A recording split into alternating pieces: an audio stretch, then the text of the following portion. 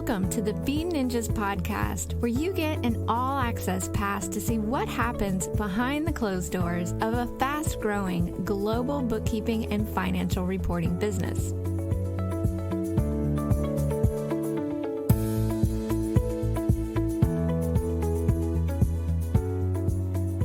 Episode of the Bean Ninjas podcast, I am joined again by the Bean Ninjas co-founder Meryl Johnston.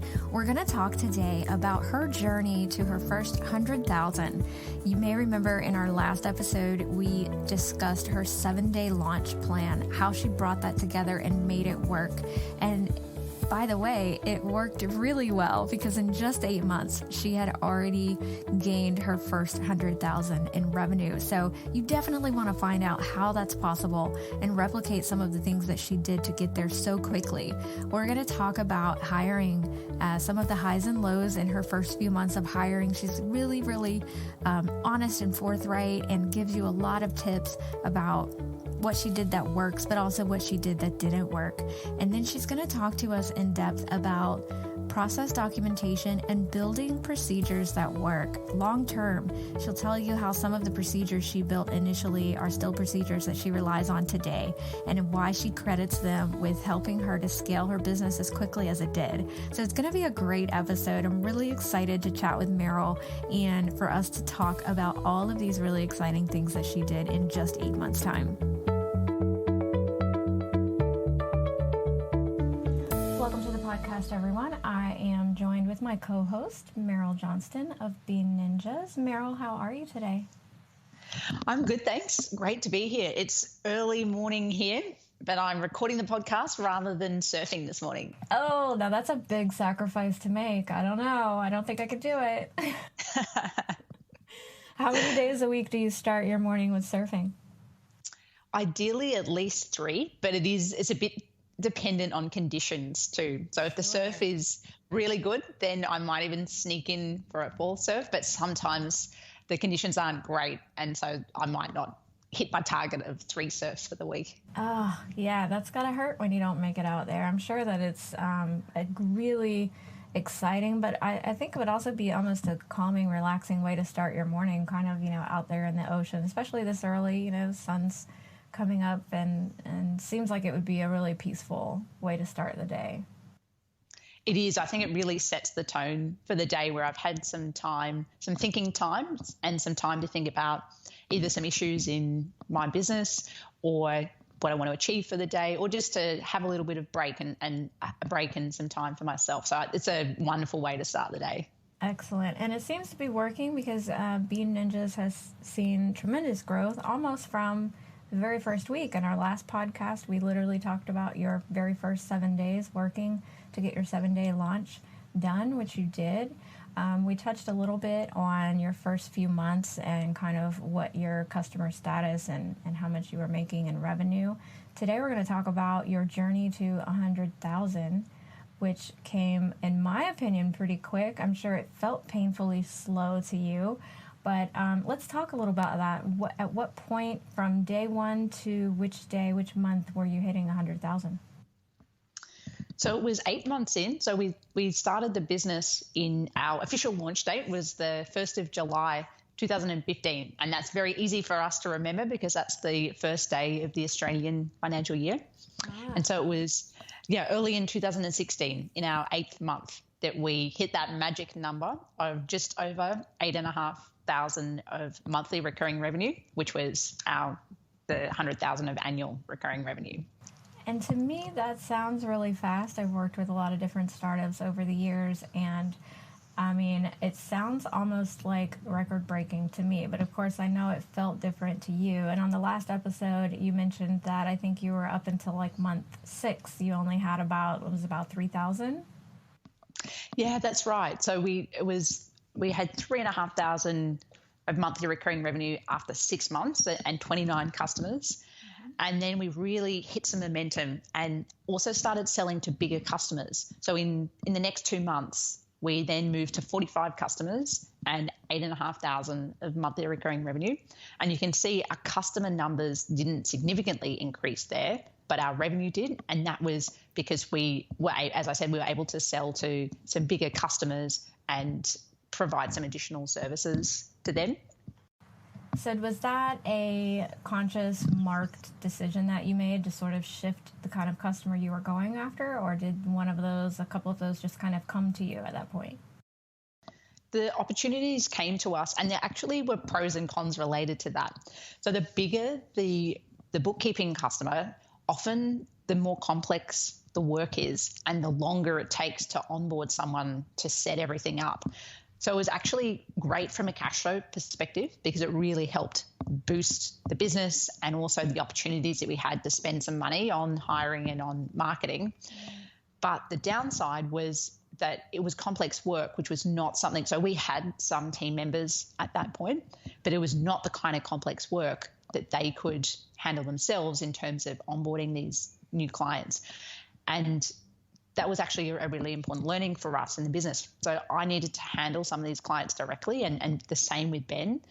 And our goal with this business was always to create processes and repeatable tasks so that we could have other people running the business, especially everything to do with bookkeeping operations. Mm-hmm. And what we found was, yes, these bigger customers were great for cash flow, but they really took us as founders away from growing the business and thinking strategically and talking to other potential customers, because we were in there doing the work and actually trying to set up these bookkeeping processes.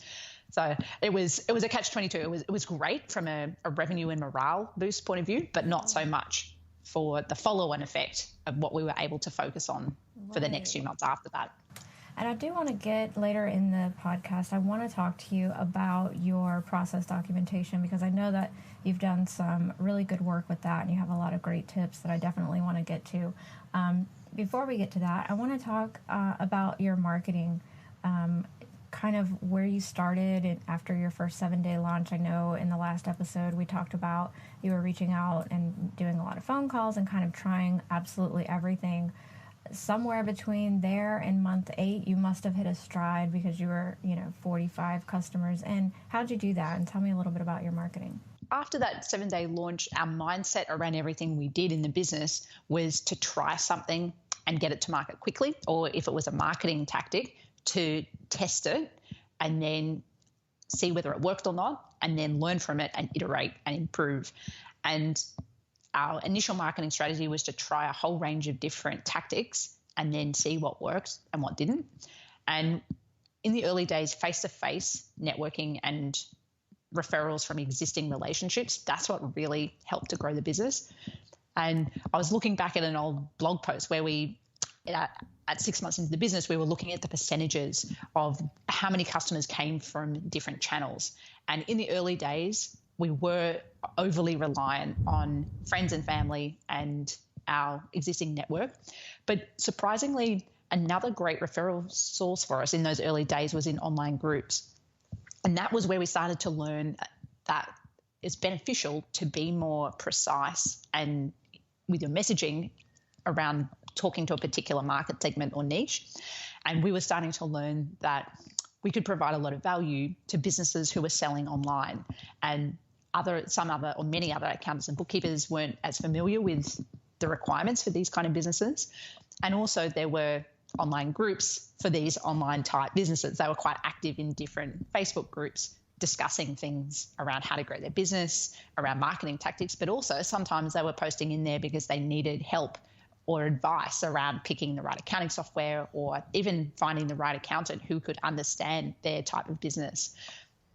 And so that was a channel that was really effective for us. And our strategy wasn't to go in there and promote our services. It was just to be part of the community and try and be really helpful. And that meant sometimes we weren't even helping with accounting things. I can remember helping to edit a book from someone in one of these groups. We'd provide feedback on websites. We'd test different things. We were just trying to be as helpful as we could and build a reputation for being trustworthy and providing useful and insightful feedback. And over time, people got to know that Ben and I were both doing this. We were from Bean Ninjas and what Bean Ninjas did. And then over time, they might have a friend that would be talking about that they needed to register for sales tax or GST. And then that friend might say, oh, I've heard of, yes, you should check out the Bean Ninjas website. And that over time, so we realized that the online groups were working for us. And we were also thinking about the kind of customers that we liked working with. And we found that there was a particular market segment of online entrepreneurs and location independent entrepreneurs, lifestyle entrepreneurs that we felt like we really connected with and understood their type of business. And being accountants, we also had we tracked job profitability. So we were able to do some analysis, and we did this around the 6-month mark, do some analysis of the different types of packages we sold, the different types of customers we were working with, and also we were able to look at trends and different industries.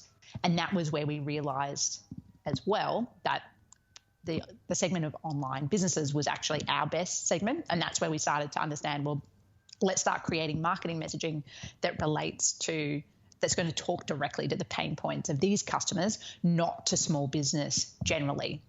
And while we didn't actively discourage businesses or business owners from other industries, we could still serve them too, but we changed our messaging around trying to attract more of these ideal clients, the people running online businesses. So people that were blogging or coaches, consultants, some were software startups or productized services like ours, but where they were selling or they were running their teams remotely or online, because we understand that was what our business was about, and we were able to understand and add value to those kind of businesses.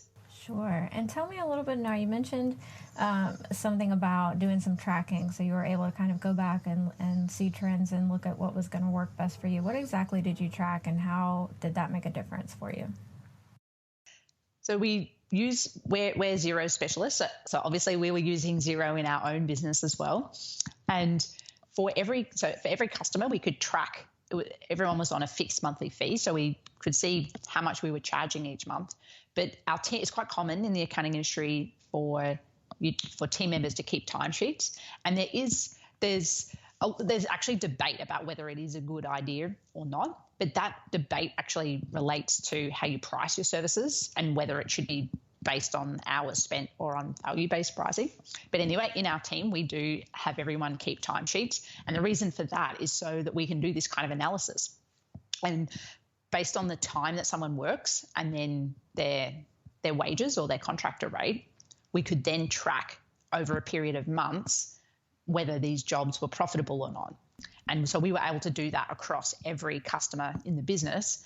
But also we knew, because we didn't have that many customers, we could also see, we knew which industry different customers were in. And that's how we were starting to see trends of which type of customers were more profitable. Very smart. I love that. And that's a great tip. No matter what kind of business you're in, that's a really good tip to follow. So it sounds like what you've talked about so far is really some marketing that costs you a little bit of time, going into different forums, conversing with potential clients, helping people out with things that aren't even related to the services you offer. So they cost time, but not necessarily any money. Had you spent, in that first 8 months, had you spent any money on marketing, any paid marketing that was being done? Not really. We'd paid for little things like designs for particular offers, but we really didn't have a lot of money at the time. Sure. So we were trying to do what we could ourselves and do things like being active in the communities and writing blog posts, which didn't cost a lot of money.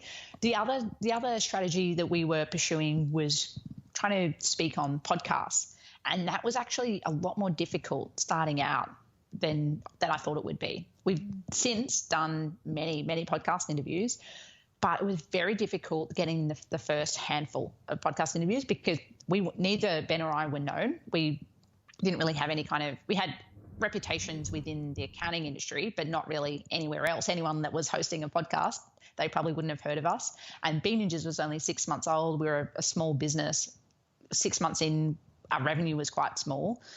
And it was difficult to get those first few podcasts. And we were lucky enough that the Tropical MBA Ben and I actually met in a community called Dynamite Circle, which is related to the Tropical MBA podcast. And they were quite intrigued that we had met in a mastermind group there and then decided to launch a business together and then follow the 7-Day Startup.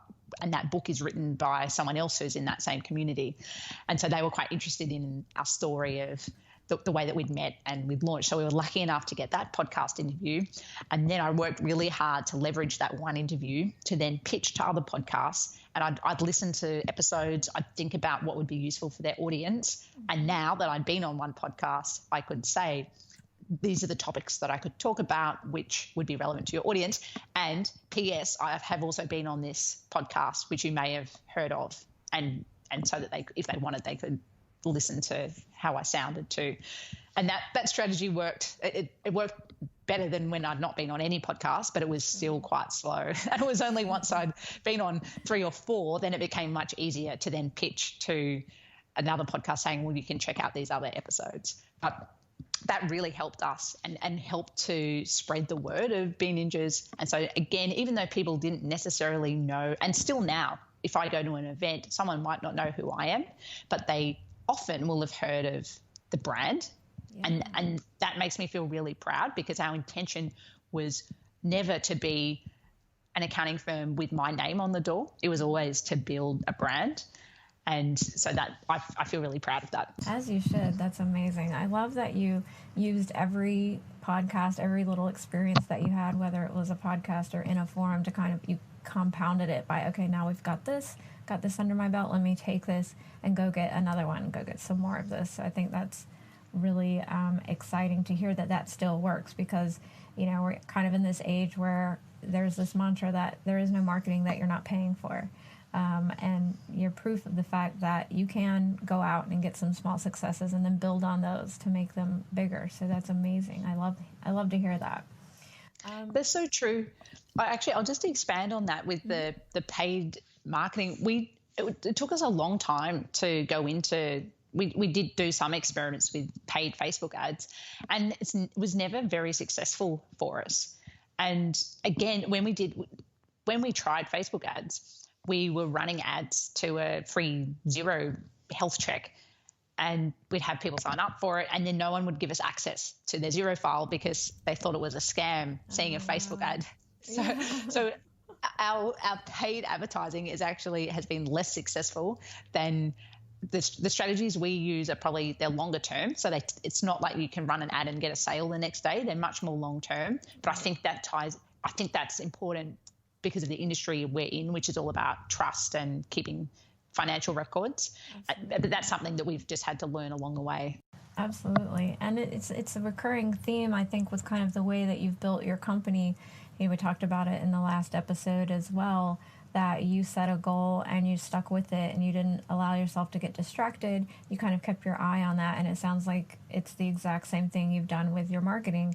You've tried a few different things. You figured out what was going to work for you that would be affordable for the revenue you had at that time. And then you just kept charging forward. And I think that's fascinating to hear that your own discipline has been really kind of the foundational thing that's gotten your company to the point that you're at with this tremendous growth. So I love it. I love hearing that. Let's talk a little bit. I know that within that first 8 months, you started doing some hiring. So tell me a little bit about your approach and strategy for that, what worked and what didn't work. In one of the early hiring strategies was we actually tried outsourcing in India. And prior to Bean Ninjas, I had actually been on a trip to India to meet different outsourcing partners. And when I came back, I still had those relationships. And so that's something that we tested in the early days. And it didn't really work for us. I think outsourcing is quite common in the accounting industry and in other businesses too. And there are for various reasons it didn't work out for us. And I think the key reason was that we didn't have good enough processes. We were wanting to hand over work to other team members. They weren't in the same office as us, which made training difficult. But we didn't have good enough documented procedures about exactly what they needed to do.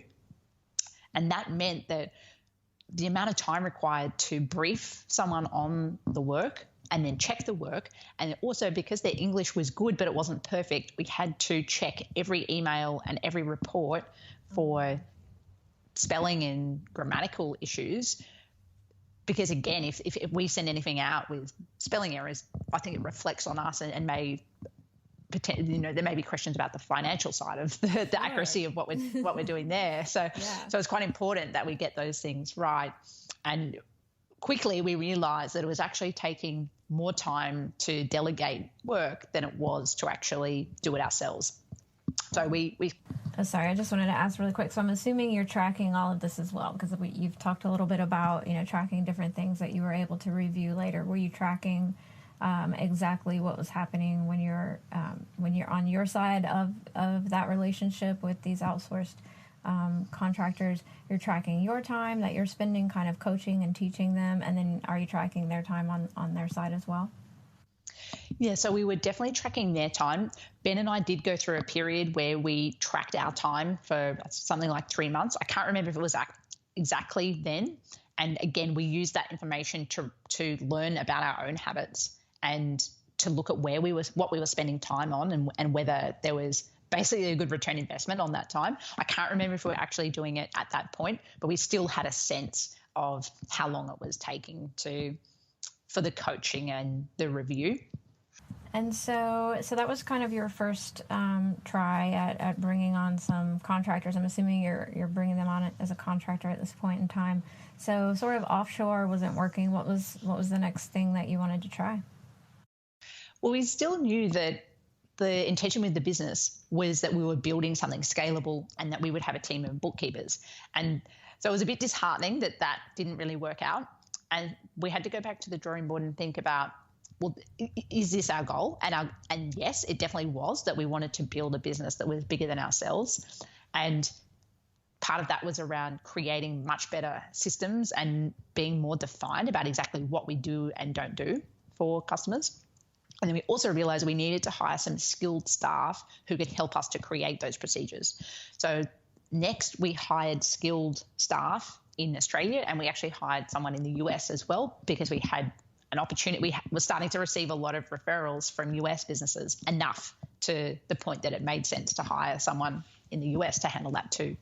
And this time around, we're hiring experienced people that had 20 years of bookkeeping and accounting experience, and they were really able to handle all the complexities without having really detailed procedures. So yes, we were starting that documentation process, but not everything was nailed down. And I think sometimes in the early stages of a business, things move so quickly that you can waste time if you try and document everything in minute detail at the beginning.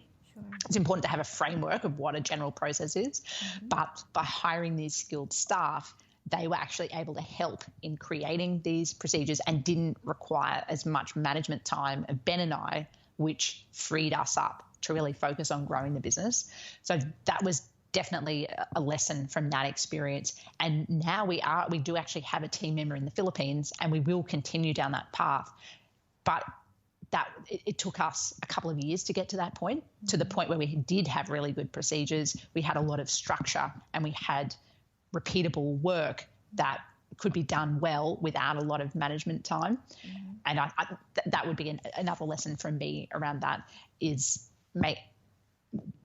trying to figure out the right time if you are going to go to somewhere like the Philippines or India. But also this time we've got Ness, who's in our team, is actually part of our team.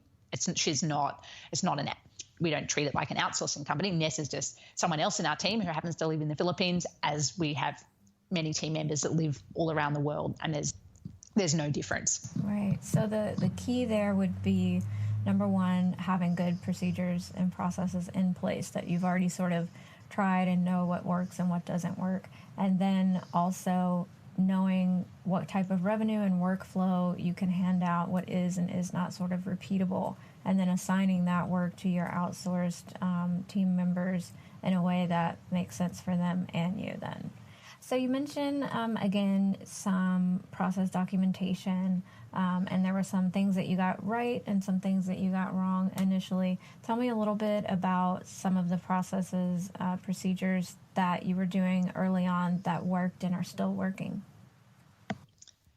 we broke down the business into different sections, and within the bookkeeping area, there was an onboarding area when we're handling new clients, and then there was the recurring bookkeeping, which is once they're into their monthly or their weekly bookkeeping cycle.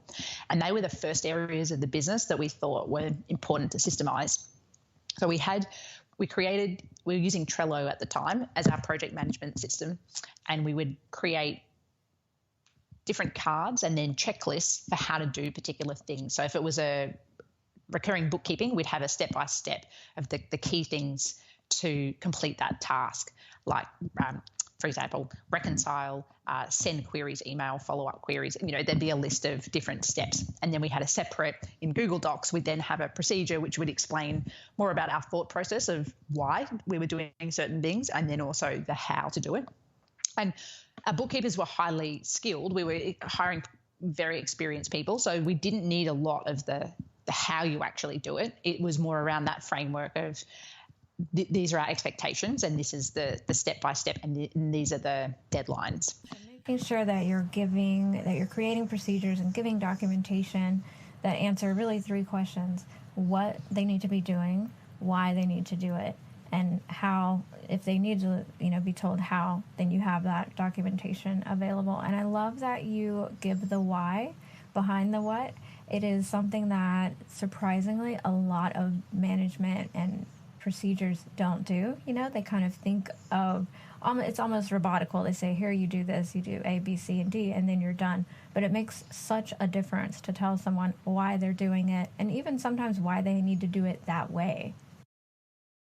Yeah, absolutely. Often when you've created the procedure, you've done a lot of thinking, or you've tested different ways of doing things to find the best solution. And that's something we try and have a culture within our team now, that we're always incrementally trying to improve everything that we do. And so there might be a reason why we have done something in the past, and that may well be a valid reason, and we need to be aware of that. We don't want to recreate work that we've already done.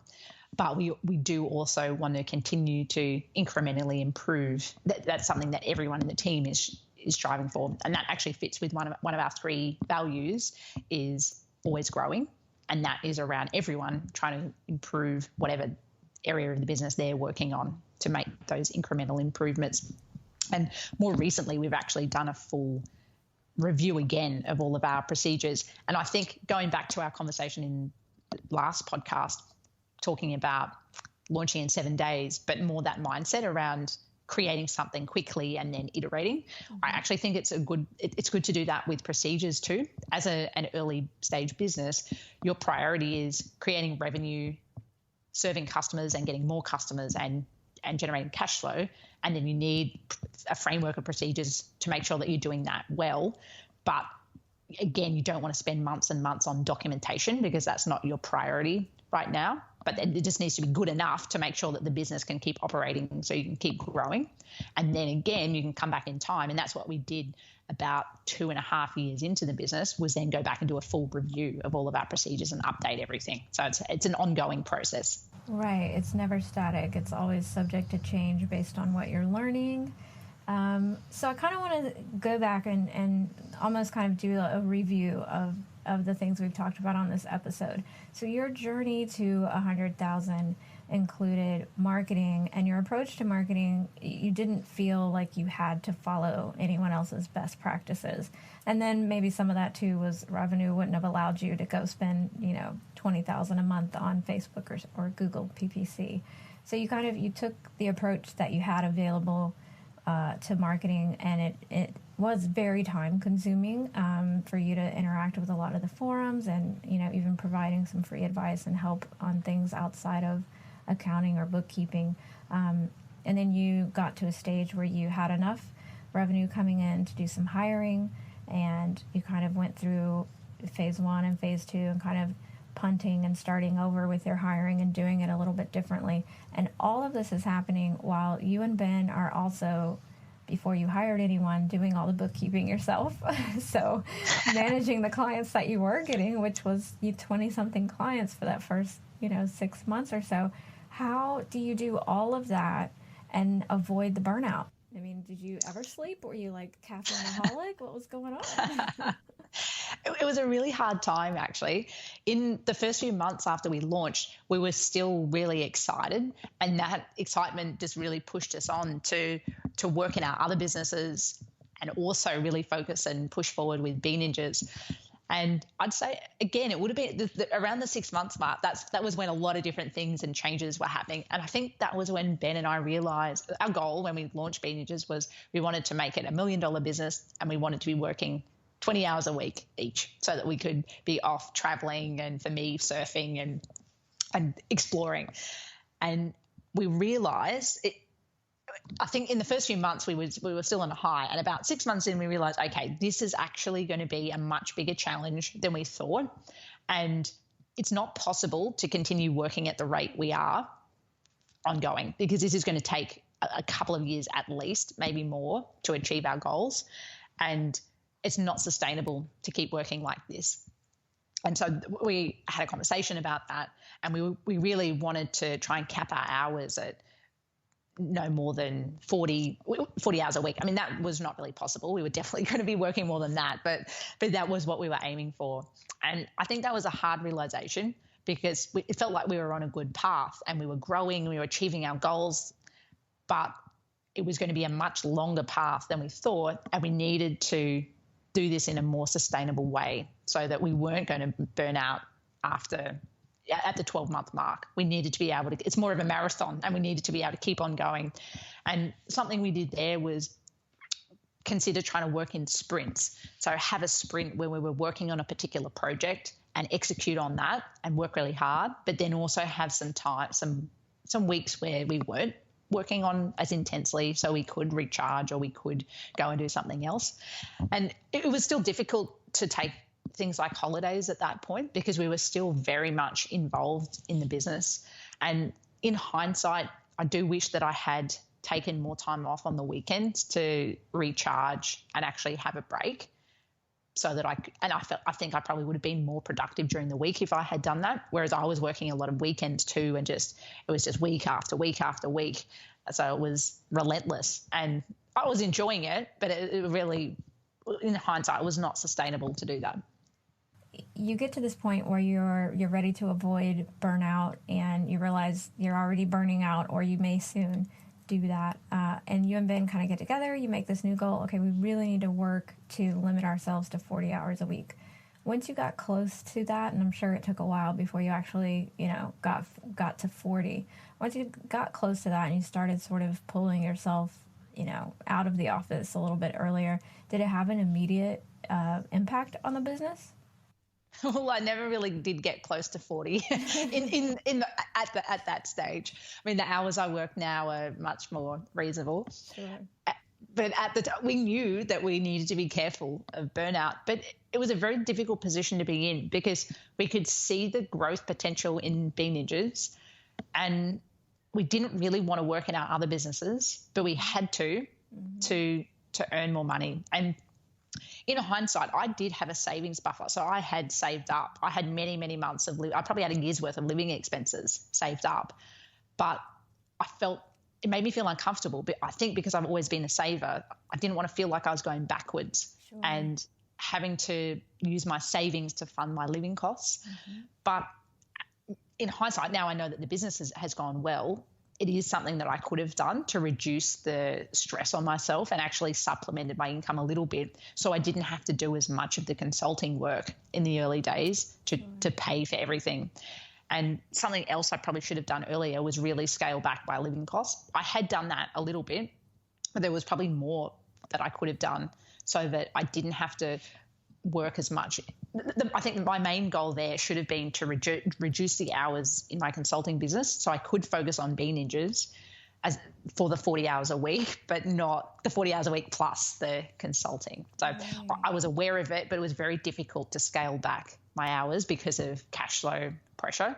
But I was more conscious about trying to exercise and do things that I enjoyed too. But it was more difficult than that I thought to actually implement that. Sure. Yeah. And of course, hindsight is always 20/20, but This has been really fascinating. I definitely want to dive deeper into some of these topics on another episode. For today, we will wrap here. Meryl, thank you so much. Hopefully you get out of the house in time to catch a couple of waves before you go start your day today. I've got my boards packed in the car. All right, ready to go. Well, thank you so much, and thank you everyone for joining us here on the Bean Ninjas podcast. Thank you again for joining us on this episode of the Bean Ninjas podcast. As always, you can check out our website at beanninjas.com and head on over to our blog, beanninjas.com/blog, to keep up with our latest and greatest news and information. And don't forget to come back and check out the next episode of the podcast.